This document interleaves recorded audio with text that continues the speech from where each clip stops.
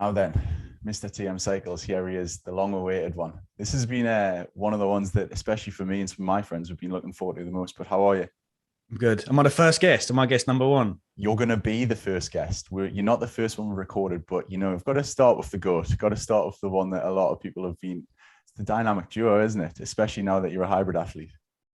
Mate, I've taken so much inspiration from yourself over the last. I think you were definitely one of the inspos to me turning to the hybrid side, most definitely.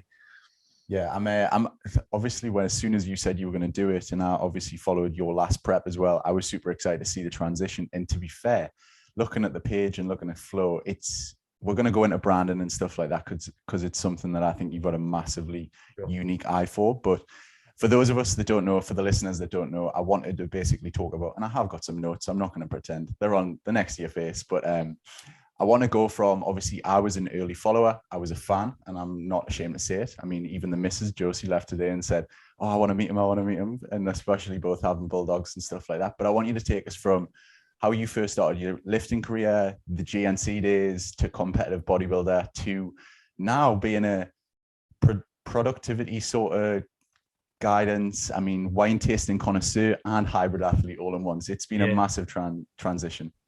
Thank you, firstly, for having me on, mate. I do really appreciate it. I'd say back in 2012 was when I first started to take things seriously because I jumped on a personal training course, a 12-month personal training course with at Lewisham College. So it was at that point whereby I was introduced to the kind of the research-based element of training and nutrition as well, because I was working alongside Luke Johnson, and we were kind of pulling apart and picking apart studies as well. So it was transitioning from that very bro-ish style science into something that's going to provide a little bit more of an educational element to a lot of people. So 2012, I started PTing, and then I moved my model straight online pretty quickly.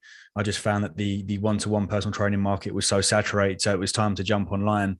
And but I was still working at GNC, which is closed down now. I got out just in time, but I was there for about 3 years. If anyone's unsure with what GNC is, it's essentially a supplement shop whereby we were selling very overpriced, pretty garbage goods. So I was working there for 3 years, but during the time I was working at the back. So what I'd do is I used to make like a little paper alarm. So I'd stick it above the door, and then whenever it went off, I'd run out the front and say, oh, sorry, I was just at the back cleaning. But during that time at the back, I was kind of creating all my socials and starting my YouTube and doing Instagram. And left GNC, started working with Luke Johnson again for Shredded by Science. And then we had quite a good amount of time together, a couple of years, and I was working as his videographer and kind of marketing and Instagram and social media.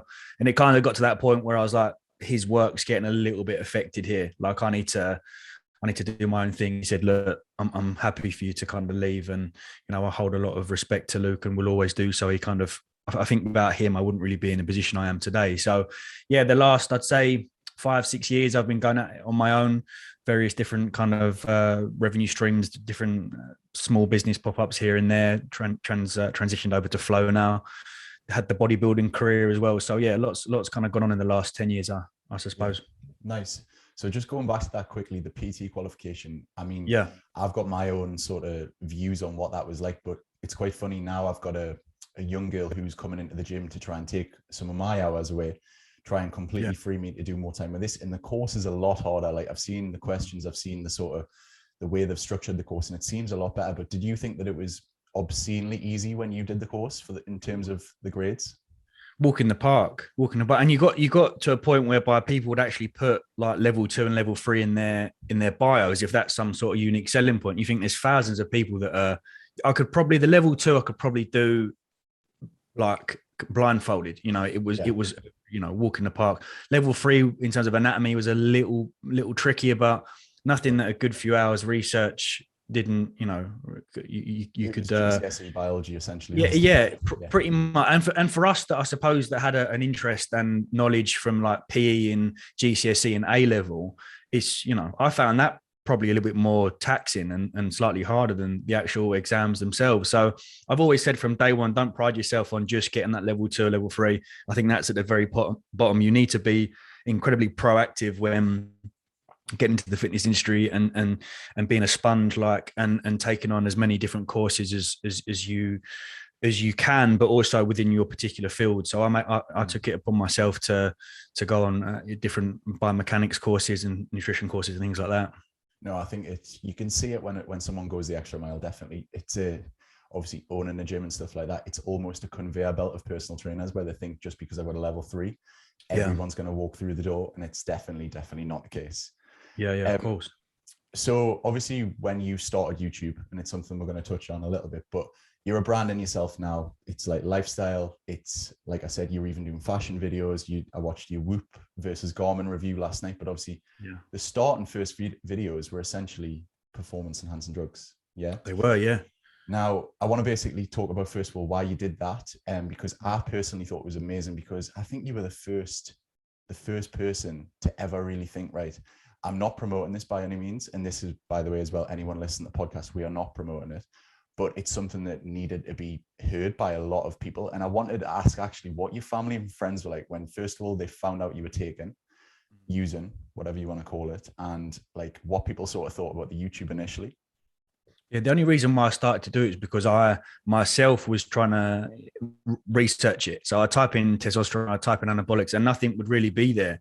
So I thought, well, let me take it upon myself to, one, try and educate people, and two, give a kind of brief overview of how my journey has gone throughout this 10 or 12 week period of me starting my very first cycle. So there were the guys like Rich Piana and Boston Lloyd, but, you know, unfortunately they passed away. Boston passed away recently, Rich a few years ago. So they were the guys that I not necessarily looked up to, but I had as not really competitors, but just people in that field. And then as the years went on, you had the likes of Jordan Peters, who had the members site as well. And now we're in a position whereby the likes of Joe Jeffries and Dr. Dean, the amount of research and knowledge on anabolics is incredible. And it's changed a lot from when I first began.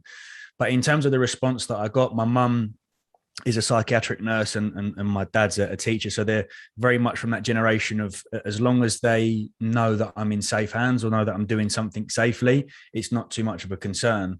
They're not very like anti, you know, I think that's quite a similar occurrence for a lot of people, but they were never against it. My friends were, again, more so interested, like, you know, bless them, they're very invested in what I do, and they understood that I was starting to look at competing. So they were intrigued and interested. There was never any kind of what you're doing is wrong, apart from the first few videos where I started to get quite negative comments about, you know, what I'm doing for bodybuilding. I'm potentially tarnishing the sport here. I remember getting quite you know, the likes to dislike ratio started to drop into the dislikes favor. So I was a bit like, I don't mean to do this. I'm just giving an account. And then as the years kind of went on, we're now in a position whereby almost everyone's talking about anabolics and they're getting respected for it. So it feels like I sort of went through the shit for the first few years to see the response. And now people have seen, Tom and Joe and everyone else are getting a good response. Now it's time for me to do it. So yeah, bar a few comments, but they're always from like username 11342. It's just not a real person, is it? Do you know what I mean? So I definitely think you were the pioneer for all of that as well, because obviously I know if anyone was a TMCycles follower, the Brandon Harden sort of thing, and then you laugh about it now because you are all right and you are civil. But I don't think that if it wasn't for like the likes of you, Joe and Josh, that he might have came out a little bit about it and certain different people. So I definitely think you're the pioneer. But YouTube, obviously you kill the game on YouTube. I'm a massive fan of the vlogs. I'm a massive fan of like any sort of reviews, like I said, the Whoop and stuff like that. But I think that especially when I started, because if anyone doesn't know, I started trying to do YouTube probably because of the likes of you before Love Island. And then obviously when I went on, you realized, how did that start? And obviously I think that's one of the people give you so much shit. They obviously say like, what are you doing this for? What are you doing that? I mean, you're laughing now, and especially with how many brands and stuff can get involved. But how did you start, and what tips would you give anyone who's a little bit scared to start? It's very generic and it's very cliche, but the best way to start is just to start. There's no need for you to feel like you need to create a cinematic masterpiece or start getting into a position whereby you're spending vast amounts of money on camera equipment. You know, for the first 3 to 4 years of my YouTube career, I used an iPhone, and I didn't even have a tripod. I used to rest it on like bricks and books and shit like that. So I think the best advice I can give is just to start. I think if you have I loved media and film at school, so I've always been very interested in kind of the cinematic, or giving a cinematic experience to viewers and followers as well. But you don't have to necessarily jump straight into that, and especially if you're an individual that is going to be putting out quite informative educational content, you don't really need to worry too much about the way the shot looks and expensive camera equipment and lighting, things like that. So I would just recommend just starting and seeing what sort of response that you can get, and then you slowly start to fine tune. And when you start to come into yourself is when you can start making those adjustments. You know, you take on board what your audience members are like, and you start to understand your audience more and what they like and dislike. And look, I'm 10 years down the line, I'm still doing things that I'm experimenting with, whether they like this particular format or this style of font, and it's still, you are constantly learning. You never get to a position whereby you do something, it's done, and that's it. Like, it's a continual learning process. Yeah. But like I said, I've always had a massive interest in film, and I think I always wanted to.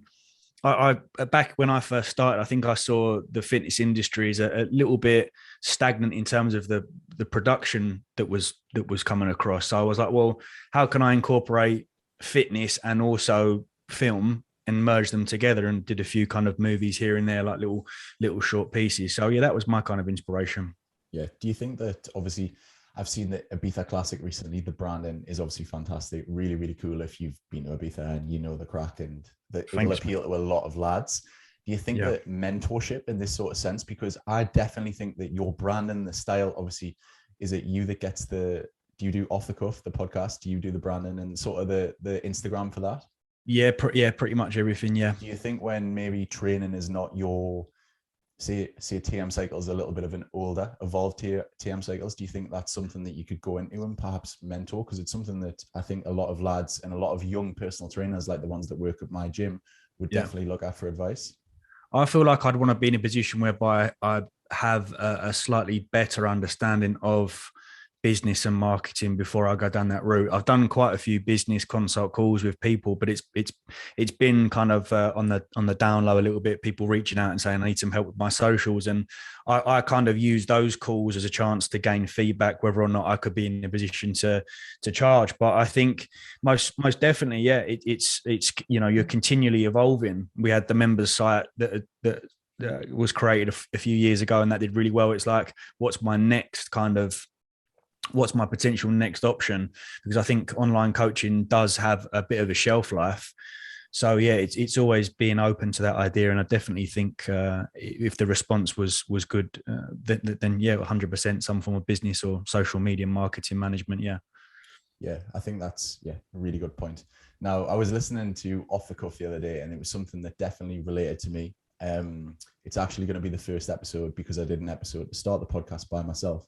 Body dysmorphia. Now, I've been asked on ITV and stuff like that, and they always do the bit of the sob story, make it like X Factor, make it a bit dramatic and stuff like that. But I think the only thing that I wanted to do is basically resonate with you, how common it actually is. How many people feel like, even though, for example, right now in the condition that we are not really satisfied, but people are sort of looking and always kind of looking and thinking like, I wish I had their physique. But I want to just delve into like body dysmorphia. When it sort of started for you, do you think it had something to do with bodybuilding and that sort of mentality? Because I've definitely been someone I'm in a better place now, but that has been a big part of my life throughout the first few years when I was training for aesthetics alone. Yeah, mine stemmed from very early on, whereby I was quite a chubby kid, and I was aware of that because my fellow peers at primary school were kind of lean, very athletic types, and I was really self-conscious about my legs. And I used to go. My mum was born up in Mansfield, and we used to go up there, and I used to go to the markets there and get like oversized t-shirts, but like not like cool oversized Cole Buxton's we know it now, but like just anything that would cover my legs. So it kind of stemmed from there, really. That was the first, right, I'm feeling quite insecure, I need to do something about it. And I started swimming. And then when I started swimming, it just came straight off. But it also coincided that I was very good at it and competed at quite a high level. And then I was doing swimming and cricket and football, and it gets to got to a point where I was really enjoying bodybuilding or training in the gym, and that just took priority over those sports. So I dropped those sports, and then that that was when my journey started. And I thought, I'm a sort of I need to have an end goal. I need to, I need, be it competing or lifting. And I thought, I'm not very strong, but I think I've got quite a good genetic makeup in terms of my physique. So maybe going into junior bodybuilding and classic bodybuilding would be a good idea. So I suppose last year was the only year whereby I felt like in a spot whereby I just wasn't happy with what I was doing. I think when you start to consistently compare yourself to other physiques and other individuals, something then needs to be done. I was looking at Joe and thinking, why am I not as shredded as him? I was looking at Josh, why don't my arms look like that? And now I'm back in a position whereby I'm swimming, cycling, running, boxing again, and this is my happy place. So it's kind of like I ventured into that world and I had good fun, but it kind of skewed my head a little bit, and now I'm very comfortable. And I look at Josh and Joe, who are 120, 128 kilos, and people say, what's it like sitting next to them? I have nothing. I'm more than happy in my skin at the moment. So yeah, I think bodybuilding, just because of the way in which social media is set up now, you are open to criticism continually. During that prep, oh, you're not going to be in shape, or your arms aren't big enough, you need to take a year out. And I think even the strongest, most mentally resilient people, that you can only take that for so long. And for me, it got to the point where I was like, I'm broken here. Like I physically can't take any more of this. People saying I look like this, or I'm not going to be ready for a show. So part of me did use that as fuel, and I used that. I remember creating a little doubt folder in my phone. So anytime I wanted to give up on the cardio machine, I'd look at that. And then it was like, okay, we used that, won the show, and it was like a nice fuck you, but then we left on a high. So yeah, it's definitely, bodybuilding, I think, has definitely exacerbated body image, but I think probably social media more so than the actual, competitive side of things. No, I really like that notes page as well, what you're talking about there, the sort of self-doubt thing. I think a lot of people could use that.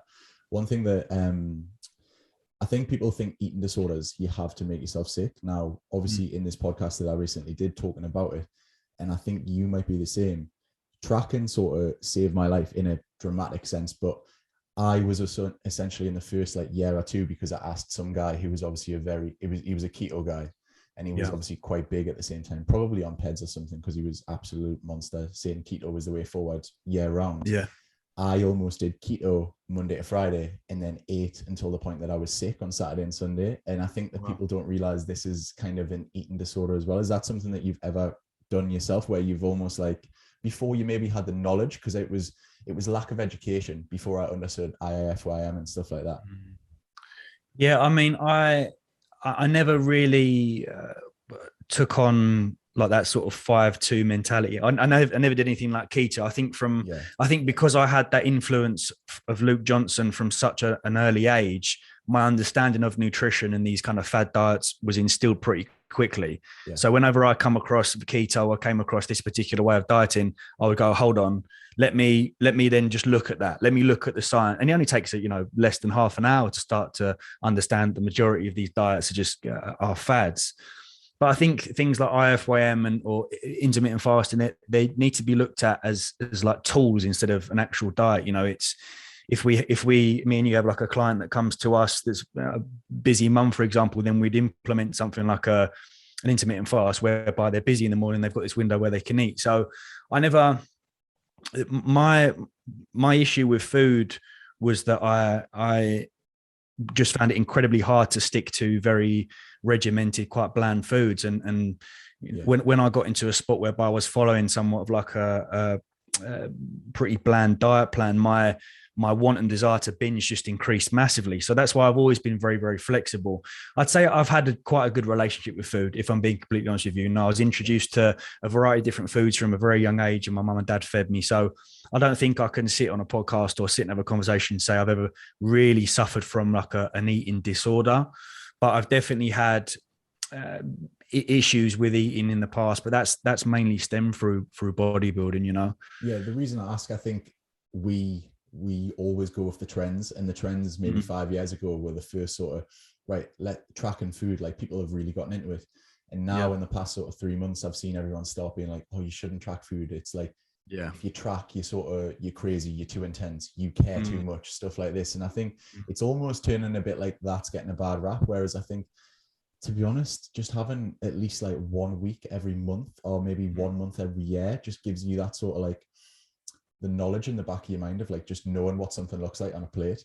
And I don't think that's a massive issue. One of the things that I put a little bit of a test the feelers out for controversial issues in the fitness industry. I know you don't mind speaking out about things, but the next thing was the magazines and stuff like that almost promoting what would be the word, the plus size models and the stuff like that. But I would say it's not even just plus size models. Plus size models are like, if that's what you want to do in the way you sort of look, that's absolutely fine. But to the almost extreme where it's now, okay, what are your views on having people plastered on almost health and fitness or fashion magazines that are dramatically overweight to the point where it is detrimental to the health?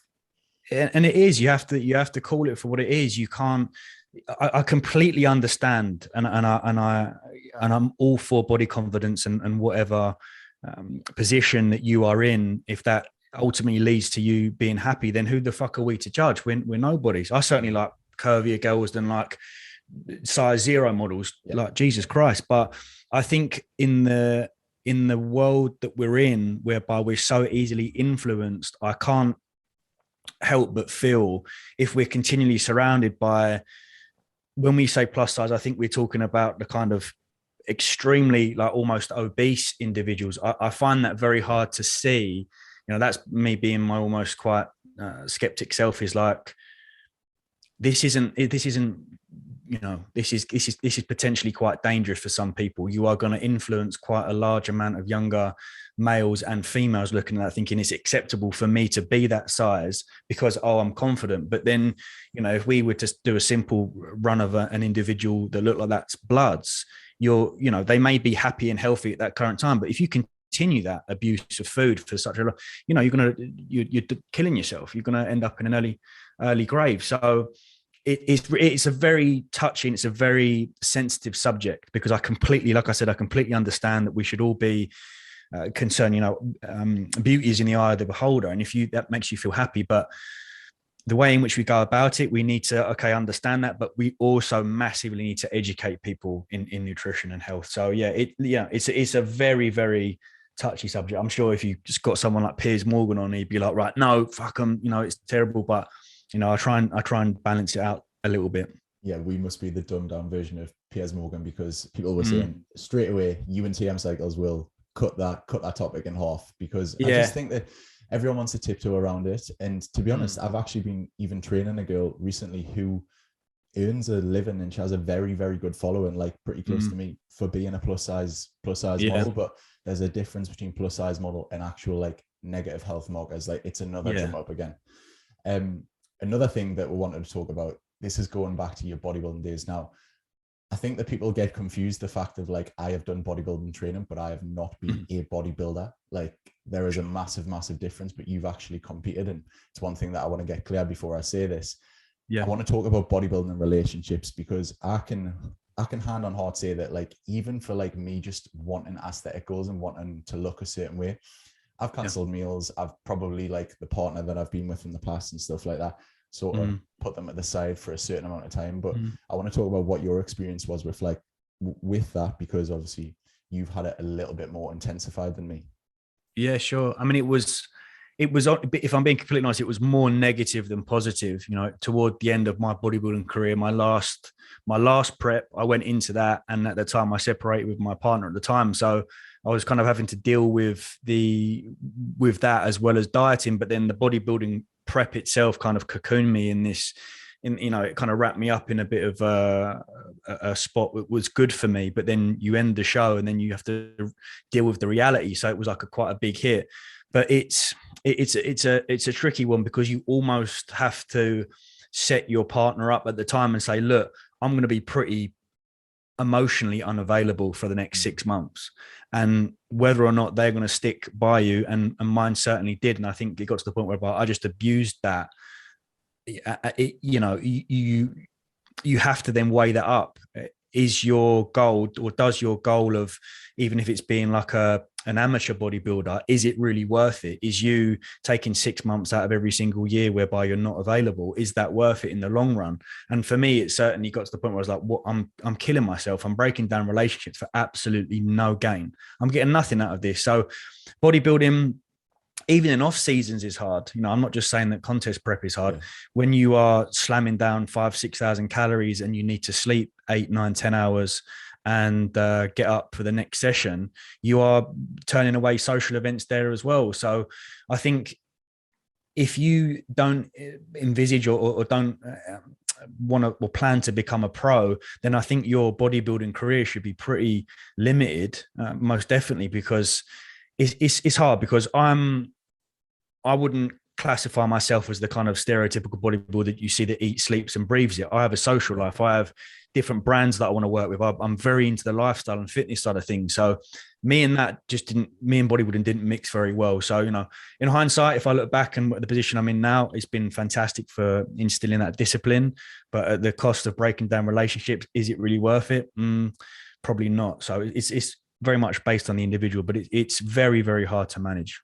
Do you ask clients, say someone comes to you and says, TM, I want you to prep me for a bodybuilding show. Do you actually ask the question and say, are you fully prepared to like sit, obviously if they've got a partner, and be like, ask yourself this question, is it going to affect this? Like, does Joe and Josh do this as well with clients?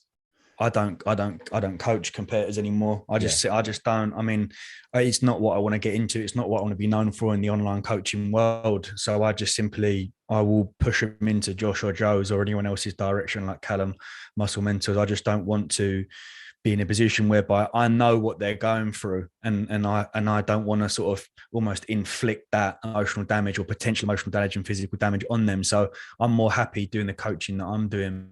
So yeah. We compete. A couple of clients of mine a few years ago took them men's physique, and we won their shows. But even so, I found that really hard, like having to run certain anabolics and receiving blood work, and that's just like I don't feel comfortable with this, if I'm being completely honest. No. So this is the question that I think a lot of listeners, if they follow you, if they've subscribed to you on YouTube, what is your training approach and what are your goals in the next sort of year? Because I want to know myself, like, what is your training week going to look like in the next few weeks? Obviously, I know you've just moved house, or you are moving house, so it's going to be a little bit awkward, but is there a sort of, I mean, I texted you the other day saying, do you want to come and do this triathlon, which is maybe a little bit too intense straight away, but I want to know what your goals are. That is the ultimate goal. And if I was in a different spot now in terms of like business wasn't as full on and I weren't moving house, I'd probably sign up to that and try and I think I'm in a decent enough position to kind of program something like that in terms of my overall output.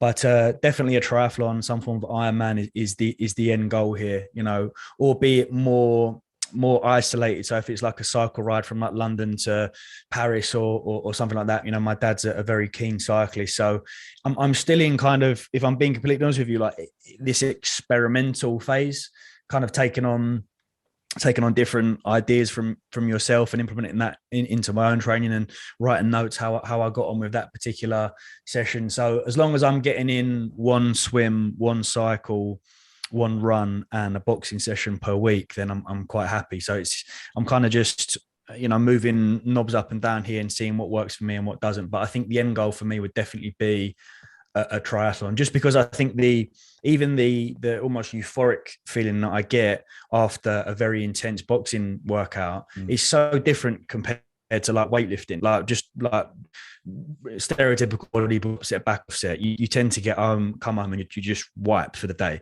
Whereas when I go and expend like cardiovascular energy, I'm like, I'm ready to work. My mind's open. I feel healthy. So yeah, I think a triathlon would be the first goal for me.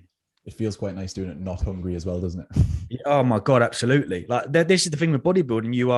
You're pushing your body to the extremes and you should be having food to recover, but food's down here. So it's just, it's so hard. Whereas I'm in the spot now whereby I'll go for a swim and look at how many calories I'm burning and think, right, let's get some food in. So from a recovery and kind of psychological point of view, it's so much better.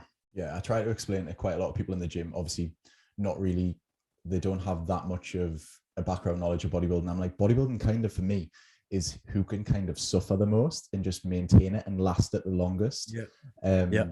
Yeah, definitely. It's a completely different aspect of we're training people for life now. Mm. Now, your 5 a.m. routine, I've seen it recently, and I don't know if your opinion sort of changed on it, because some people are obviously like, why is everyone ram it down the neck that they have to get up at 5 a.m.? But then Yeah. other people are doing it. And I think it massively helps me when I'm there. You get so much Yep. done. But you are obviously a very productive person. I've followed you for a long time, and obviously I know how regimental you are in routine and sort of like having staple sort of things in your day-to-day life. But I want to know what a average day of TMCycles is, a daily routine, and some of the tips that hopefully some of the listeners can take away from it, because you are a super productive guy. Well, it might look like that, but I like, you know, I tell you who like really fascinated me when I was reading her book was Grace Beverley, about how she admitted that she was like pretty much a lazy person, but in essence that has kind of driven her productivity and ability to kind of do certain tasks. Like I like an afternoon nap as much as the next person. Do you know what I mean? So Yeah. my day to day changes a lot. I'm not like a almost like a Navy SEAL 5 a.m. cold shower. It will be a case of I have like different setups. So in my mind, I know if I get up at 5 a.m., I've got this routine. If I get up at 7, I've got this routine. So it can change, but I'm very much a morning person, and I love the idea of waking up and working before everyone else, because I'm almost limited. I'm also limited by distractions. You get up at 5 and you're on the computer at 5:30 with a coffee. No one's about.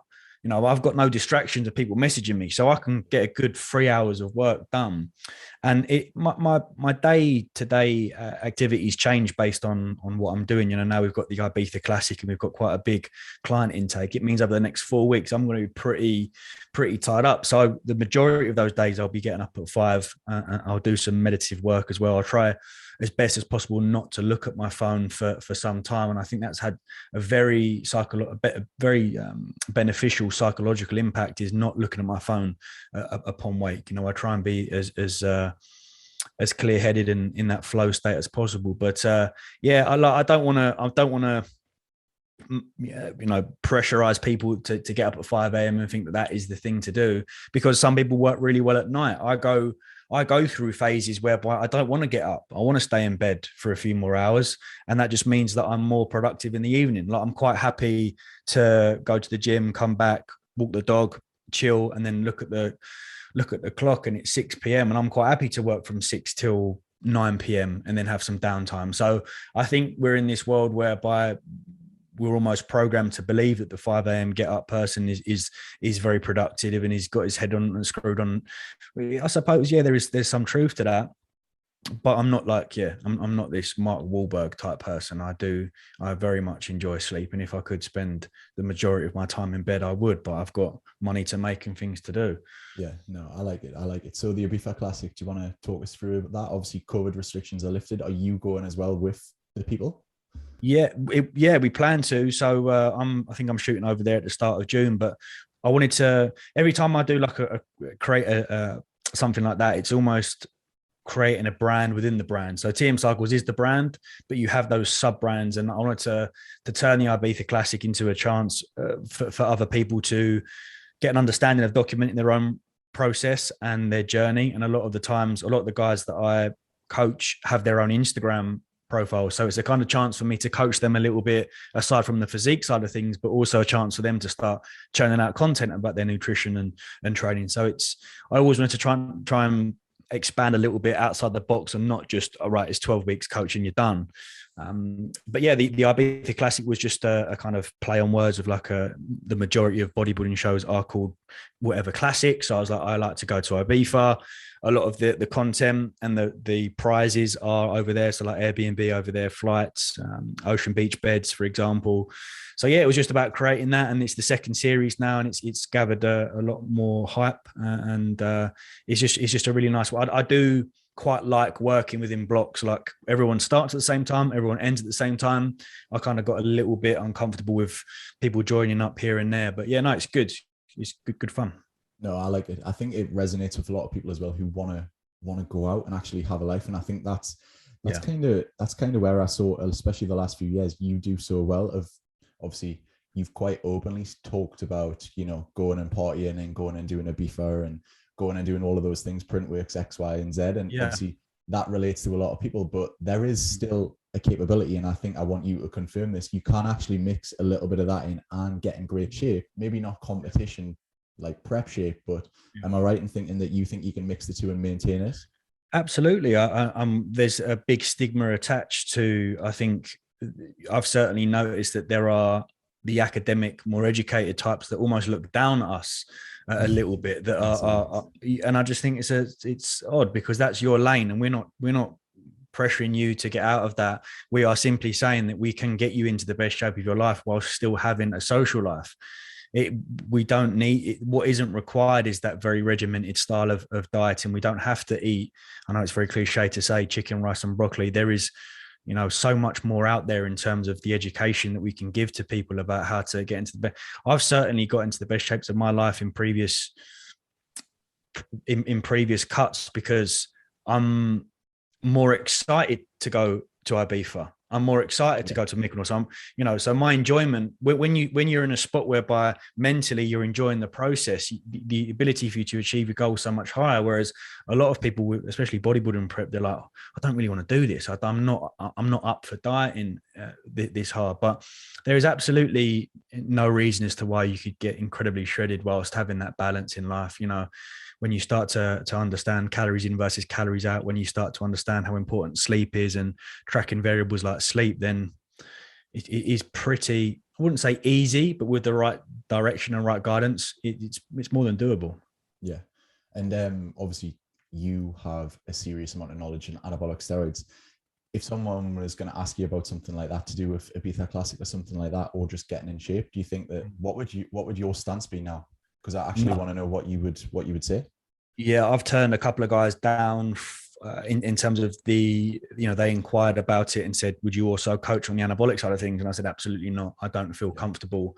And it's not that I don't possess the knowledge. It's that I don't want to diet someone for 12 weeks, taking anabolic steroids, when I know that in 12 weeks time, you're probably going to be going to Ibiza or wherever else with the lads and be doing X, Y, Z of other kind of substances. So, it's a hard one, but because inevitably they're still going to do it. So I'm in this situation where I know they're doing it. Do I give them the correct guidance, or do I kind of push them in the direction of someone else? So it is hard, but I having the experience that I have over the last 10 years, I feel far more comfortable just attacking it from a kind of nutrition, lifestyle, supplementation, training point of view. It just sits with me a little bit weird giving someone anabolic advice for a holiday, Yeah, I think we actually had Dr. Imran from Transform on the podcast yesterday. And one of the things that he was saying was, you've got to, and obviously we spoke about the sad passing of Boston Lloyd.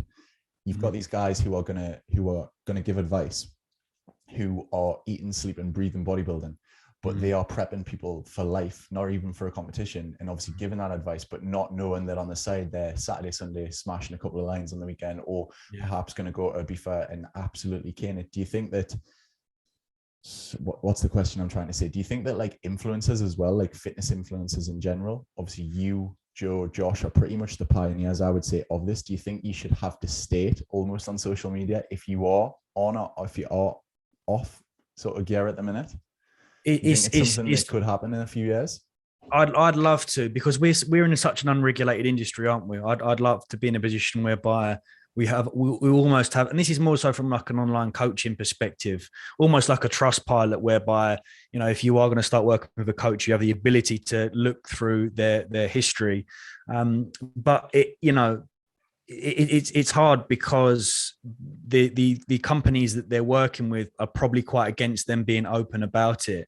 Yeah. So it's almost like they'd love to, but then you have to ask yourself the question, do I put myself in a position whereby I am staying true to myself and being open about it, or am I going to close that and sort of lie? Because I'd probably be very uncomfortable if I'm getting into some serious shape in 6 to 8 weeks for a holiday and knowing that it's been assisted, but I'm telling people that it hasn't been. It's been through sheer kind of motivation and diet. So I think we're in a good spot. I think we are getting into a position whereby even those guys are almost flirting with the idea and not being very open about it, but they're saying, look, we are, we've got the assistance of something. They may not necessarily be saying the dosages and what they're running, But I also think companies are now okay with it. I think, you know, the likes of the big guys that don't really have a problem, whereas back in the day they did. It's becoming quite it's becoming quite acceptable now for people to openly talk about it. And I think that is filtering down to brands, and they're becoming more okay with it. I think the big one for me was seeing you, Joe, and Josh get invited to Gymshark, which in the past, and I mean, you hear little rumors, and I don't even want to get into it, but like Reddit and stuff like that, people are always like, oh, those brands are massively against it, but all of their influencers are. But I think you, Josh, and Joe getting the invite shows that there's a little bit more education these days, and people are sort of a bit self-aware. My approach, or what I liked, always used to be, as long as they're not outrightly denying it, you know, I'm going to mention Simeon Panda, like it's, come on. But as long as you're not outrightly denying it, and you can give the people sort of as much education as you can to decide if they think or not, that was what I always liked. Yeah, of course. And the Gymshark guys, we had a meeting with them the other day, and they said for a long time there's been this this predisposed opinion about us, or these little, like you said, Reddit conversations that we don't allow people to be, and it's just completely garbage. You know, it's completely bollocks. They're more than happy to take on board people, I'm sure, that have been open about it, because essentially they are educating, and they're being very clear with their own image and how they've got it. So yeah, I think it is heading in quite a nice direction after a few years of being a little bit, you know, I certainly felt a few years ago in the industry where I was a bit like, I'm not really happy with where it's moving. And then we started to see it become more open and become more accepting. Yeah. Nice. Right. What is next for TMCycles the next 12 months? Do you have a plan? Obviously, I don't want to do that cliche thing where I want to have you on next year, but I don't want to do the 5-year plan. But what's next in your life? I never really do the 5-year plan, if I'm being completely honest with you. Sometimes I don't know what I'm doing tomorrow, but I have after the Ibiza Classic is done, I essentially want to use the profits from that to then go into opening up an app just that's more accessible for people, and it can open more opportunities for, I say, the Gen Pop clients, because the ability to kind of teach them about nutrition and things like that is going to be on there. You know, there's a few other projects that I really want to work on as well. I think going down the fashion route is something that I'm really interested in. I had like a good idea, just because I'm moving house the other day. I've got, you know, loads of these like Tom Ford and these sort of books, and I was like, I'd love to really create quite a nice looking, very educational, helpful, but also at the same time quite nice to look at book for, you know, people in the fitness industry and Gen Pop. So I've got like, the thing with me is I get loads of ideas in my head, and I just have to grab the pen and write it down, and then think, can I do that? Can I not do that? So yeah, I don't really have a 5-year plan as such, but I just have a kind of idea of what I'd like to do. Yeah, it always blows my mind how you went from hardcore bodybuilder, essentially, as in going from that GNC, all of that business, and now people are coming, and I will hold my hands up as well. I'm getting pajama tips. I'm getting the David Gandy range. I'm getting the candle tips. I'm getting the home, the Scandi vibes, everything like that. So you know, it's really, really impressive to see how you've transitioned. But where can everyone find you? Because I'm sure that some of the listeners who won't know you will definitely want to come and jump in and have a look. Obviously, Ibiza Classic. Tell us all your socials. Where can people find you? Yeah, so my brand, Thomas Moore, is TMCycles. I think I've been shadow banned again for talking about the vaccine or talking about COVID. I don't know why, but yeah, you have to type in TMCycles, all one word.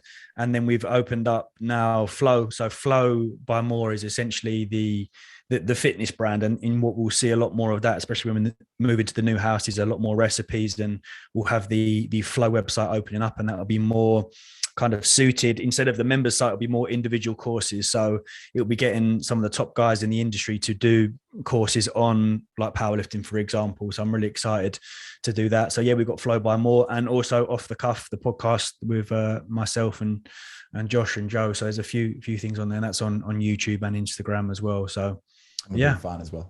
Big fan of that. Appreciate it.